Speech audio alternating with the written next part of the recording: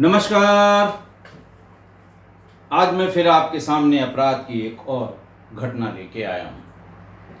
आज के अपराध की घटना हालिया है, बिल्कुल हाल फिलहाल की है, समसामयिक है और ध्यान देने वाली है। प्रदेश है उत्तर प्रदेश,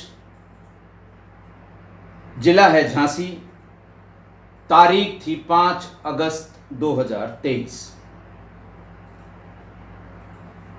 झांसी शहर में मेडिकल कॉलेज के पीछे गुमनावारा पिछौर में एक मकान में बंगरा के ग्राम पाठा के रहने वाले या वहाँ के मूल निवासी लक्ष्मी प्रसाद विश्वकर्मा, जिनकी उम्र 58 वर्ष थी, वो बंगरा के कंपोजिट विद्यालय पलरा में प्रधानाचार्य थे। वो उनका इकलौता बेटा और 3 बेटियां इसी मकान में पिछले 8 साल से रह रहे हैं। उनकी 2 बेटियों की शादी हो चुकी है और एक बेटी उरई में बीए बीएलएड की पढ़ाई कर रही थी।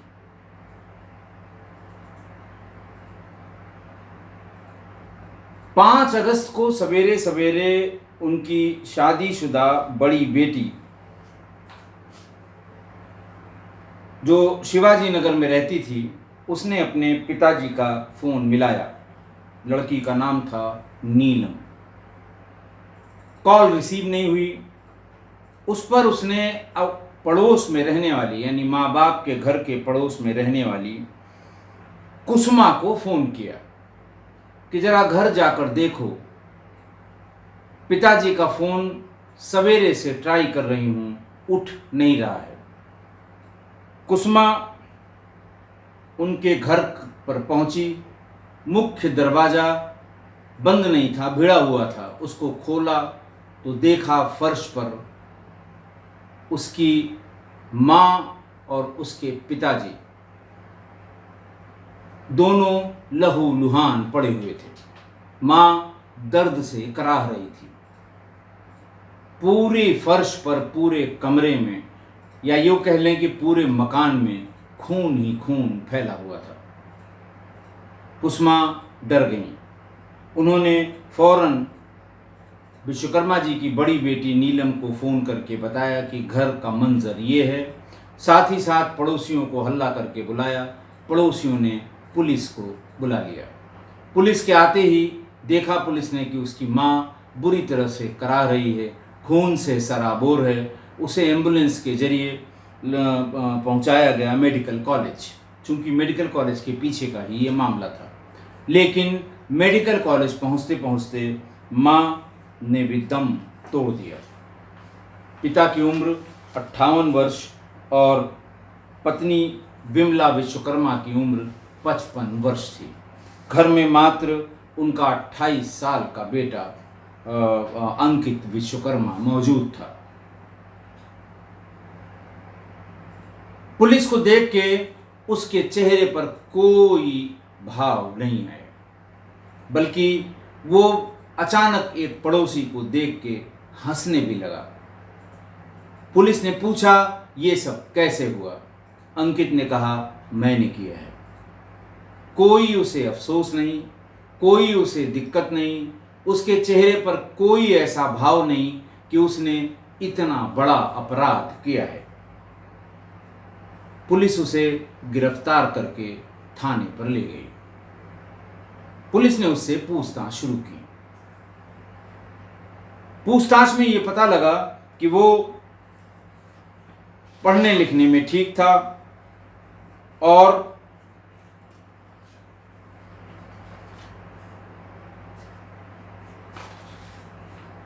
उसने जीएनएम का कोर्स भी किया था और करीब 4 साल पहले वो रेलवे चिकित्सालय में कंपाउंडर के पद पर नौकरी कर रहा था।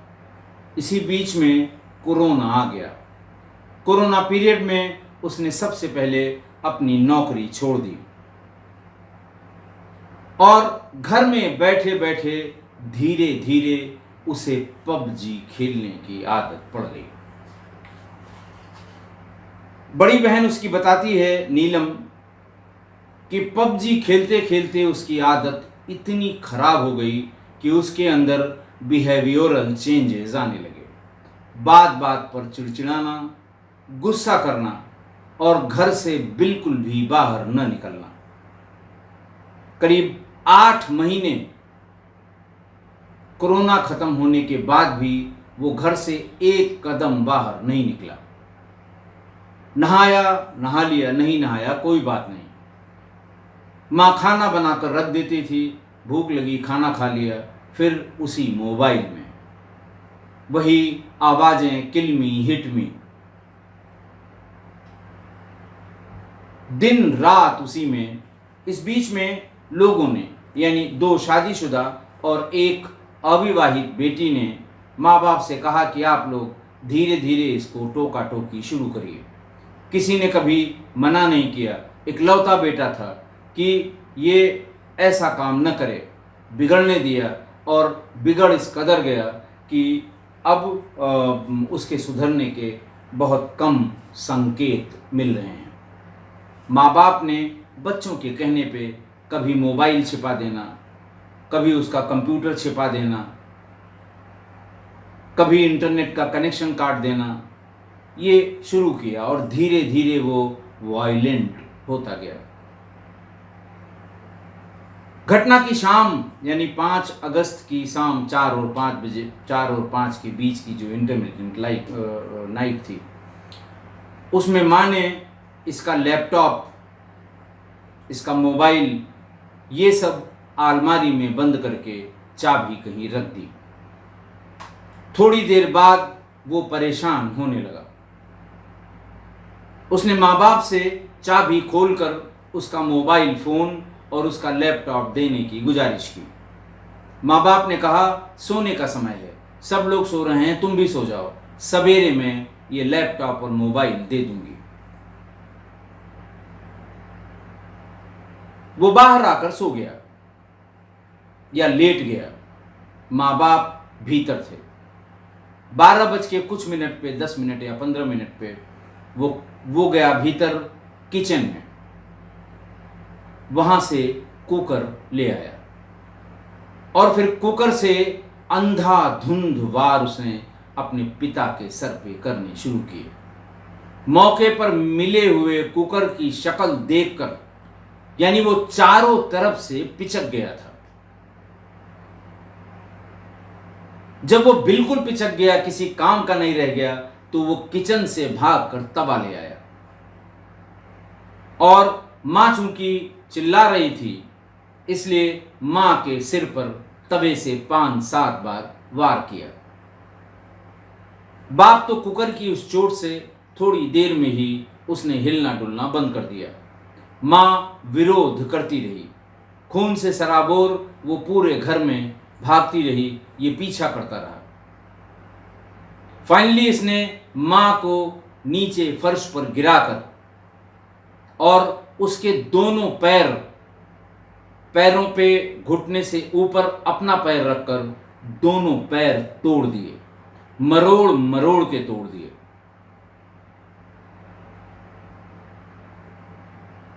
इस नीयत से कि ये भागेगी नहीं, हमें इसका पीछा नहीं करना होगा।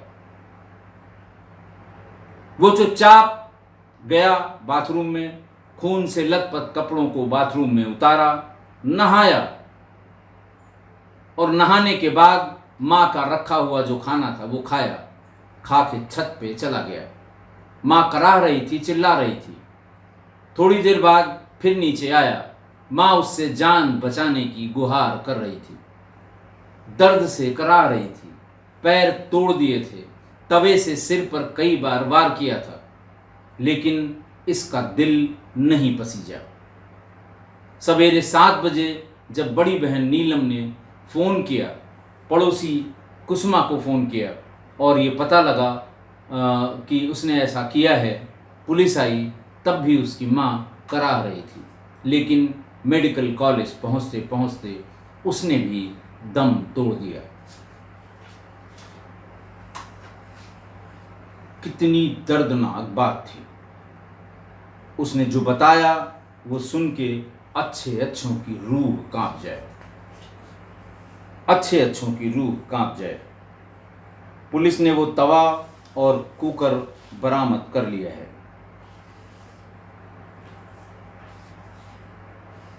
पबजी की वजह से होने वाली ये कोई पहली घटना नहीं है।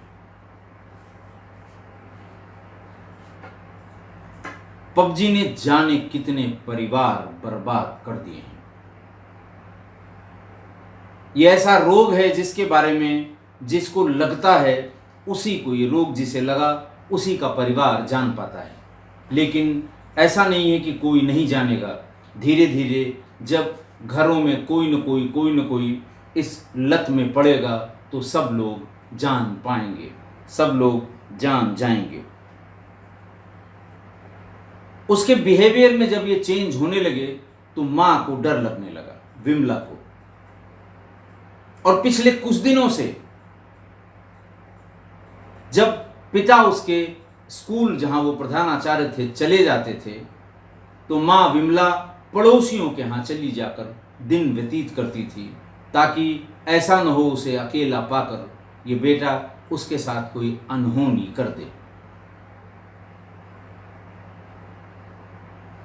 रिचार्ज कराने के लिए पैसा मांगना, इंटरनेट के लिए पैसा मांगना, दिन भर दिन रात पड़े पड़े सिर्फ और सिर्फ पबजी खेलना।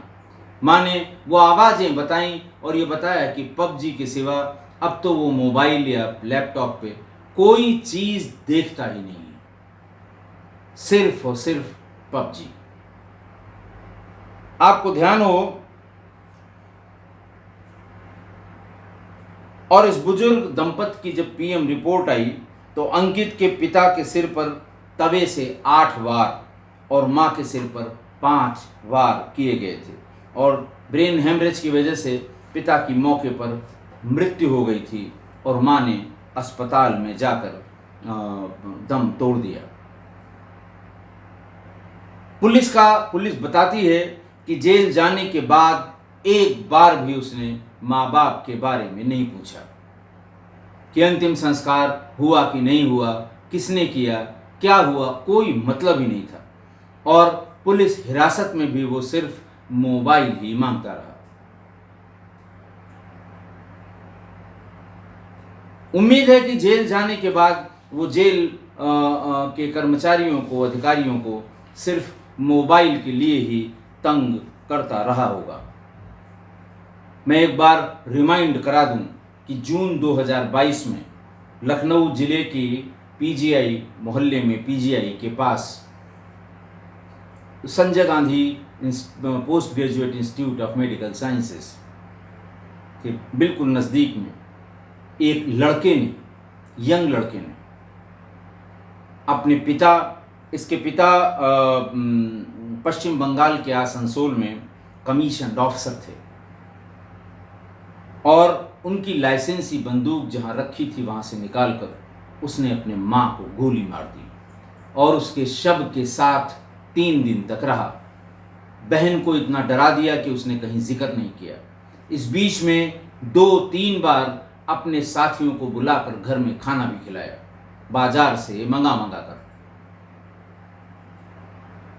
कारण कि मां उसे पबजी खेलने के लिए मना करती थी, रिचार्ज कराने के लिए पैसे नहीं देती थी, बार बार मोबाइल छीनकर छिपा देती थी।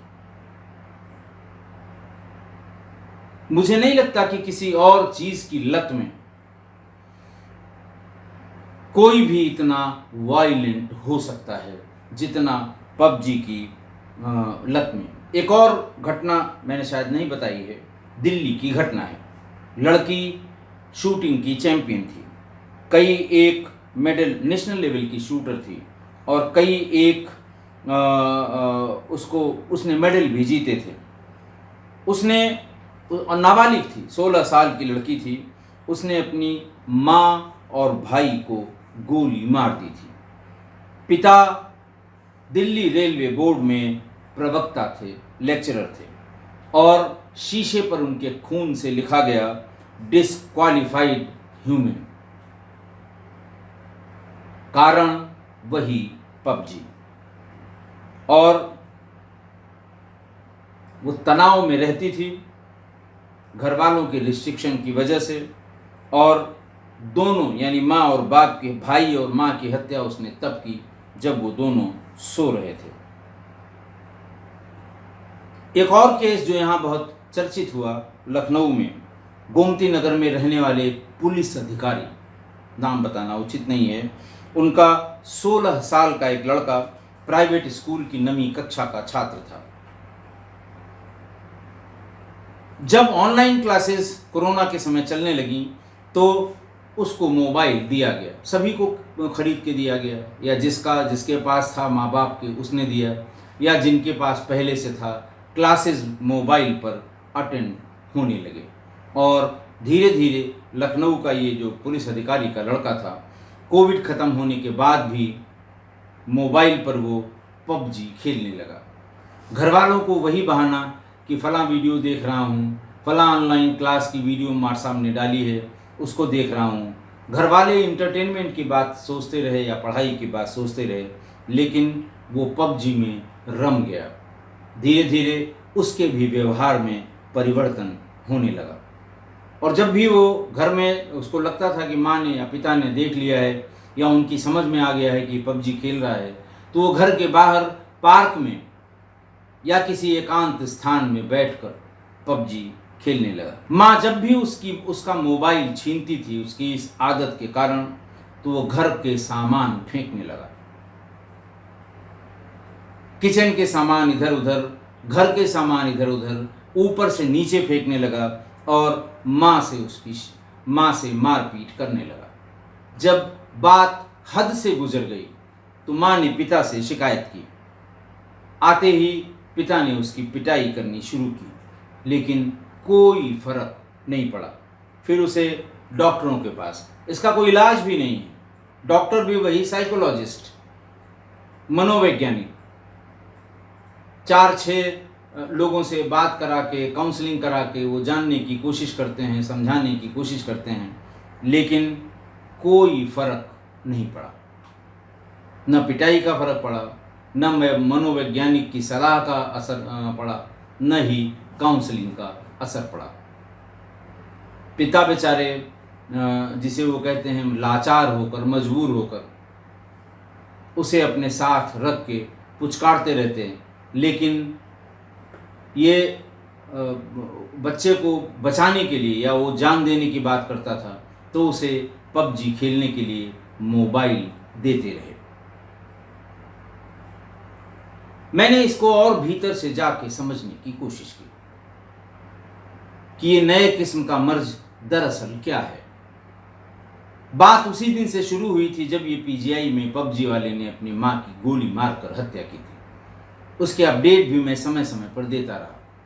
उसके बारे में हमारे जागरूक जो हमारे किस्सा गोई परिवार के लोग हैं बार बार पूछते भी रहे, क्या हुआ, अपडेट क्या है, कोई और बात तो नहीं है, उसी ने मारा कि किसी दूसरे ने मारा, पुलिस ने सही जांच की कि नहीं की। तमाम शंकाएं लोगों ने की थी, जिसका मैंने कई एपिसोड तक जवाब भी दिया था। बलरामपुर हॉस्पिटल यहाँ सरकारी अस्पताल है लखनऊ में, और शहर का सबसे पुराना हॉस्पिटल है। वहाँ पर डॉक्टर देवाशीष शुक्ला हैं, एमडी हैं वो, इसी में साइकोलॉजी में, मनोरोग में। वो बताते हैं कि यहाँ हॉस्पिटल में हर दूसरे दिन पबजी गेम के लत में फंसे बच्चे आ रहे हैं। अब आप देखिए, सामान्य लोगों की नज़र इसलिए नहीं पड़ रही है कि उन पर बीत नहीं रही है, लेकिन जिन पर बीत रही है वो अस्पताल ले जाकर उसको ठीक करने की कोशिश कर रहे हैं। और जो इसके स्पेशलिस्ट हैं मनोरोग के,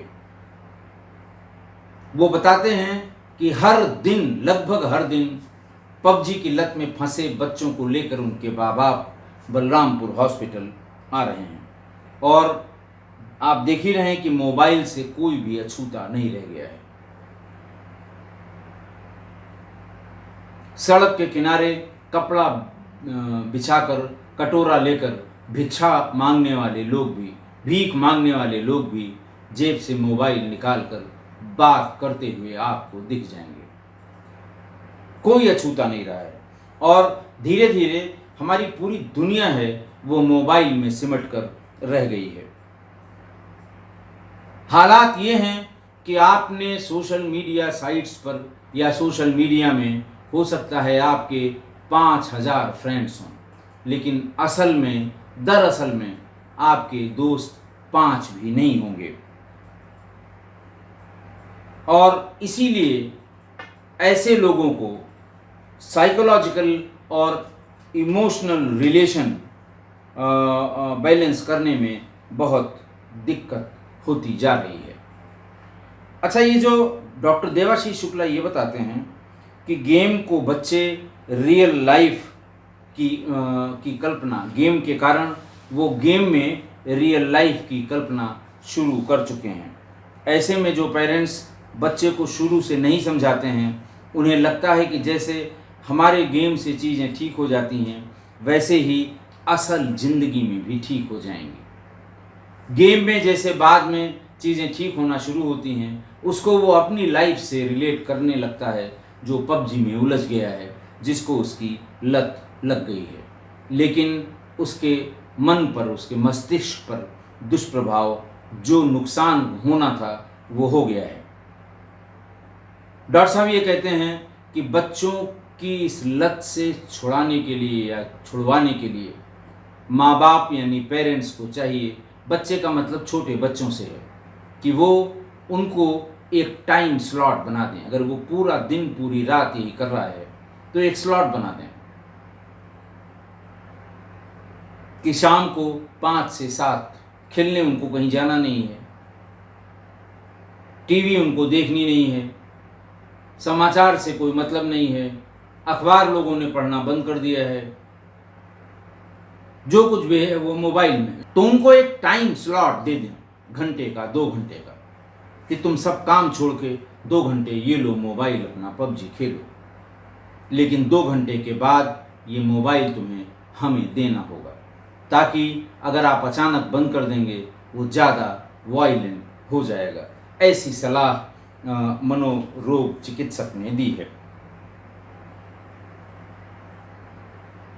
डॉक्टर शुक्ला फिर आगे कहते हैं, चूंकि वो रोज एवरेज 1-2 मरीज डील कर रहे हैं, ऐसे बच्चे जो पबजी के लती हो गए हैं, कि एक नई चीज़, एक नया ट्रेंड शुरू हुआ है पिछले 5-7 सालों में,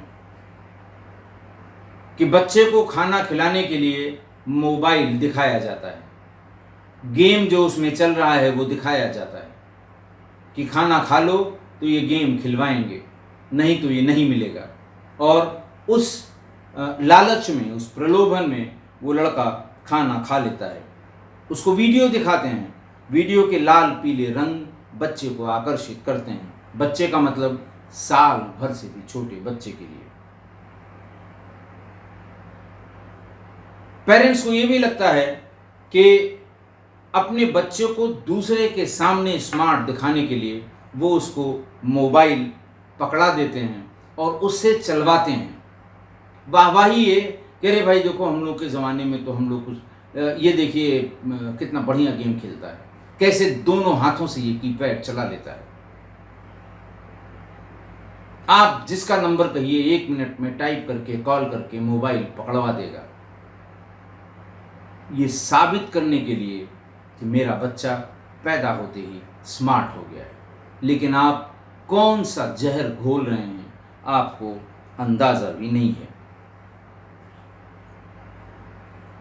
इसी ट्रेंड में आगे की कड़ी में महिलाएं खाना बनाने के लिए, अगर बच्चा बहुत छोटा है, साल, 1.5 साल, 2 साल का है, तो उसे मोबाइल पकड़ा दिया और आराम से खाना बनाने लगी, घर की सफाई करने लगी, कपड़े अगर उनको धुलने हैं तो धुलने लगी।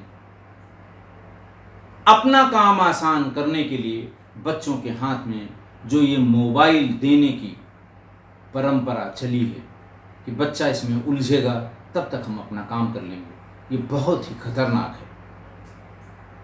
जो केस स्टडी अलग अलग बच्चों के साथ डॉक्टर देवाशीष शुक्ला करते हैं, उनका ये कहना है कि 70% केसेस में बच्चों के साथ ऐसे ही शुरुआत हुई और बाद में वो पबजी के लती हो गए और वो किसी ज़रूरत से ही के पर ही अपने माँ बाप के पास जाते रहे।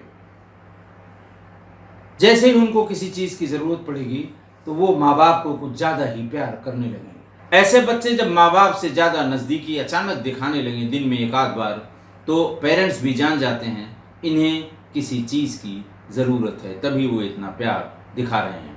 कहने का आशय ये कि माँ और बेटे के बीच का या बाप और बेटे के बीच का जो भावनात्मक रिश्ता है वो ख़त्म हो जाता है और मटेरियलिस्टिक रिश्ता उनके बीच इस्टेब्लिश हो जाता है, सिर्फ और सिर्फ इसी मोबाइल, उसके गेम और पबजी की वजह से। लखनऊ में गोमती नगर में ट्राइडेंट न्यूरोसाइकेट्रिक हॉस्पिटल है और इस समय यह हॉस्पिटल न्यूरोसाइकेट्रिक हॉस्पिटल ट्राइडेंट नाम से है, ये भरा हुआ है। ऐसे बाल रोगी के लिए, ऐसे रोगियों के लिए जो पबजी और मोबाइल के लती हो गए हैं। इसके डायरेक्टर अनिल कुमार बताते हैं कि ऐसी घटनाएं या ऐसे बच्चों की संख्या कोविड के बाद अचानक बड़ी संख्या हो गई। अचानक ये इतनी तेज़ी से बढ़ी कि कहना मुश्किल है, बताना मुश्किल है। ऑनलाइन पढ़ाई के चलते बच्चों के हाथ में मोबाइल दिए गए, क्लास में भी, और जब ऑफलाइन क्लास शुरू हो गई या क्लास शुरू हो गई तब भी बच्चों के पास ये मोबाइल बने रहे। कि साहब जो टीचर अनुपस्थित होगा वो आपको 4 से 5 के बीच में ऑनलाइन आपको समझा देगा, ऑनलाइन बना के पहले से जो उसके पहले के रिकॉर्ड किए हुए प्रोग्राम हैं उनको बताने लगेगा। लिहाजा बच्चे स्कूल भी ले जाने लगे। 90% से ज़्यादा बच्चे अपने साथ स्कूल में भी मोबाइल ले जाने लगे और फिर वहीं पर उनको गेम और रील देखने की, शुरू में ये लत जो है गेम और रील देखने से शुरू होती है। ये समस्या एडल्ट बच्चों में नहीं है, ये समस्या सिर्फ वही 12-13 साल तक के बच्चों में है और ज़्यादातर बच्चे रील और शॉर्ट्स देखते देखते मोबाइल एडिक्टेड हो जाते हैं। यूँ तो ये खाली बच्चों में नहीं, रील और शॉर्ट्स देखने की आदत बड़े उम्र दराज लोगों में भी हो गई है, लेकिन कभी कभी उनको ये लगता है कि अरे 4 घंटे बर्बाद कर दिए, थोड़ा सा गिल्ट आ जाता है, थोड़ी देर के लिए रख देते हैं फिर शुरू कर देते हैं। यानी वो खुद से इसको रोक सकते हैं लेकिन बच्चे इसको खुद से नहीं रोक पाते हैं। अगर आपको अपने बच्चे में ये आदत हल्की सी भी दिखाई दे रही है तो सबसे पहले आपको त्याग करना होगा। आप खुद मोबाइल का इस्तेमाल बच्चों के सामने करना आपको बंद करना होगा। आप जो हर समय उसी में मोबाइल में डूबे हुए हैं अपने बच्चों के साथ, आपके पास कोई मोरल ग्राउंड नहीं है कि आप बच्चों को ऐसा करने से मना करें। आप समझदार हैं, बड़े हैं, दुनिया देखी है, आप अच्छा बुरा समझते हैं, लेकिन जो बच्चा है 5 साल का, 6 साल का, 7 साल का, आपके साथ बैठ के वो भी मोबाइल देख रहा है, उसमें अच्छे बुरे की समझ नहीं है। वो तो बस वही जो एक बार डूबा पबजी में फिर वो डूब ही गया। आप उबर भी सकते हैं लेकिन वो बच्चा उबर नहीं पाएगा, इसलिए आपको ये त्याग करना होगा। एक और बात, अगर आप ये समझ सकते हो कि आप अपने बच्चे को लाड प्यार में कितना खराब कर रहे हैं, आपने 5 साल की उम्र में उसको गेम खेलने के लिए एक मोबाइल दे दिया है, तो आप नेटफ्लिक्स में 2020 में एक सीरीज़ आई थी, एक जो ये बनाते हैं नेटफ्लिक्स वाले OTT प्लेटफॉर्म पर, उसका नाम था the social dilemma. As a parent आप इसको ज़रूर देखें कि ये मोबाइल और ये एडिक्शन कैसे आपके बच्चे और आपको गर्त में ले जा रहा है। ये वेब सीरीज़ है, इसमें दिखाया गया है कि कि दुनिया में सिर्फ 2 धंधों में उसके प्रोडक्ट को यूज़र कहा जाता है। एक सोशल मीडिया इस्तेमाल करने वाले को यूज़र कहते हैं और दूसरा जो ड्रग्स के धंधे में है उसका इस्तेमाल करने वाले को भी यूज़र कहते हैं।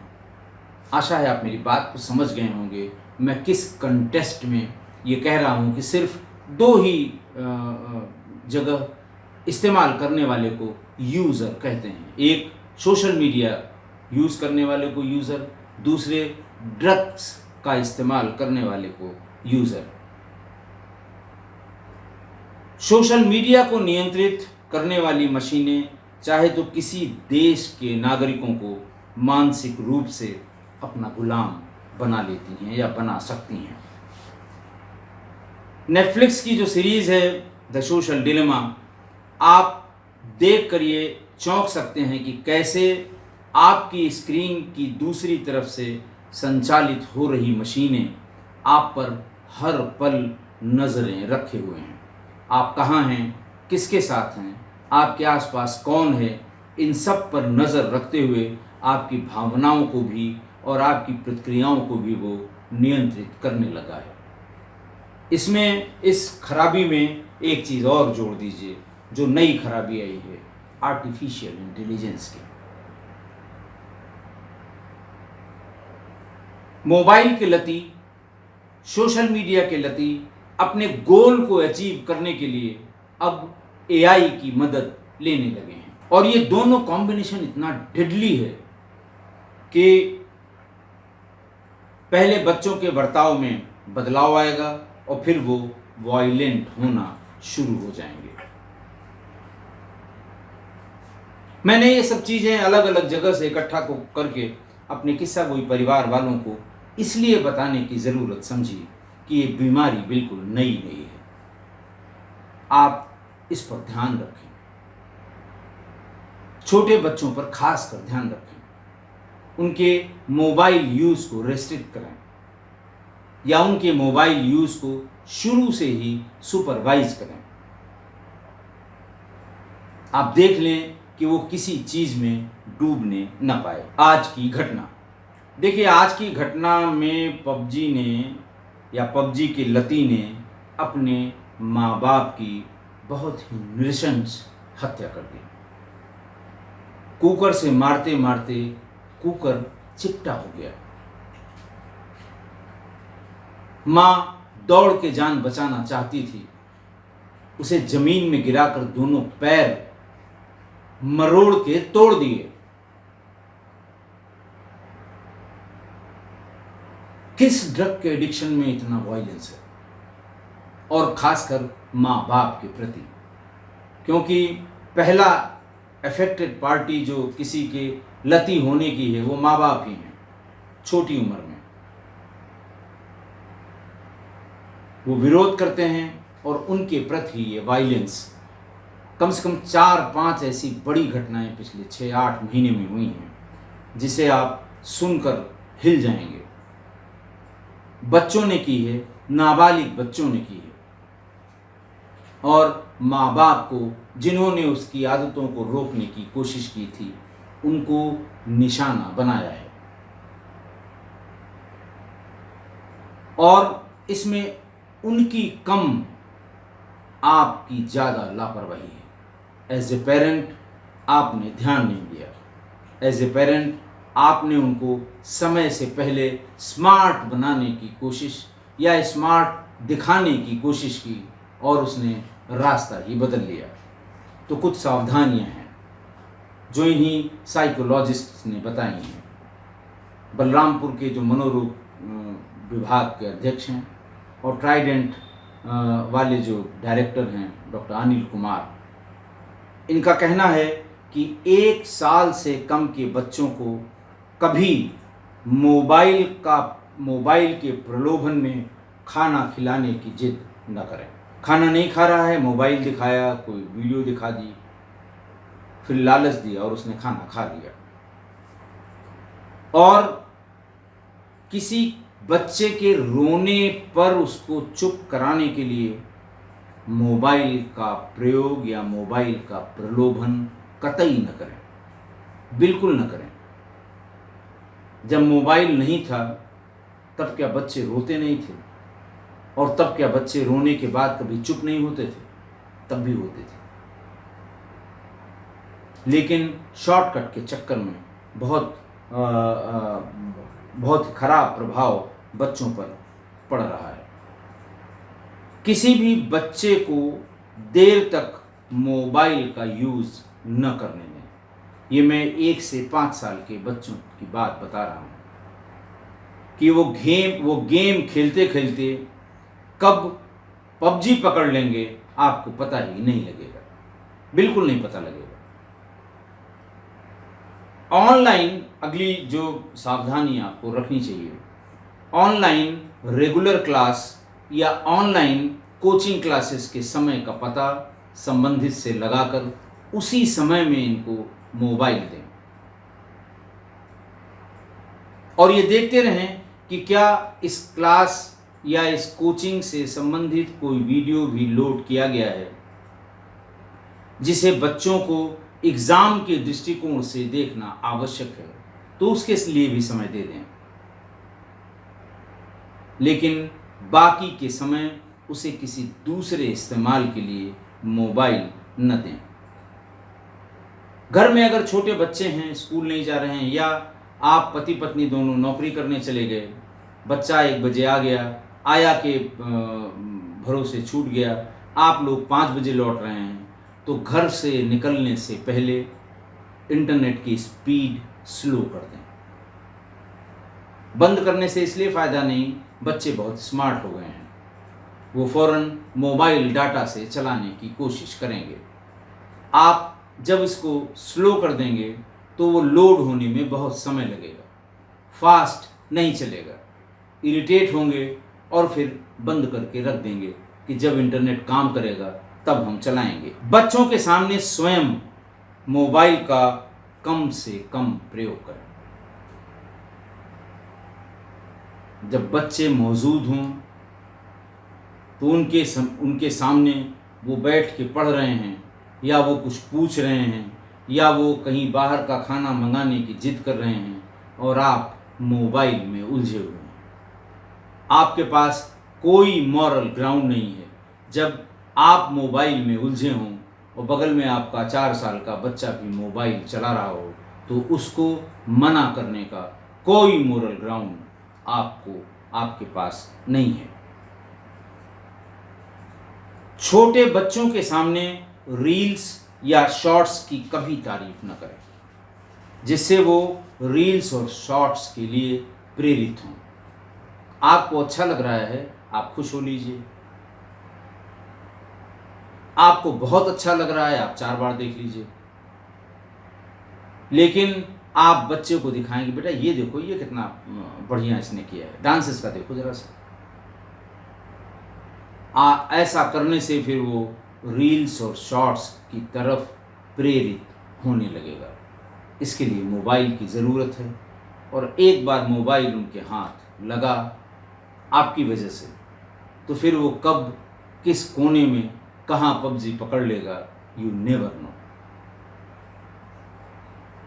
अगला ये है कि लाड़ प्यार के और बहुत से तरीके हैं, बहुत तरीके हैं, और अगर आप मोबाइल की छूट देकर बच्चों को लाड़ प्यार देंगे तो पछताएंगे।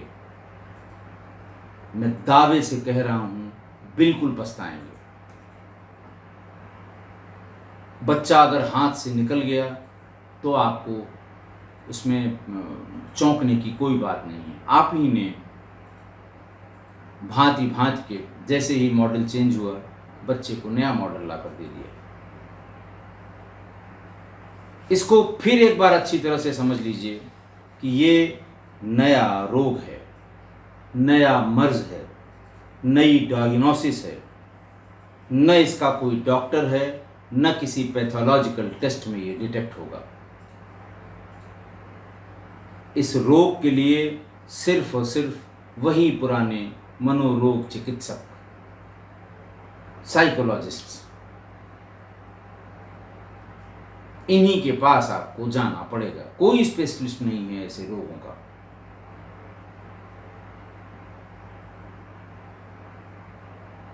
इसलिए पूरी सावधानी बरतें, वरना बच्चों के बिगड़ने में समय नहीं लगेगा। आशा है आप मेरी इस बात से सहमत होंगे। आज के लिए इतना ही। बहुत बहुत धन्यवाद।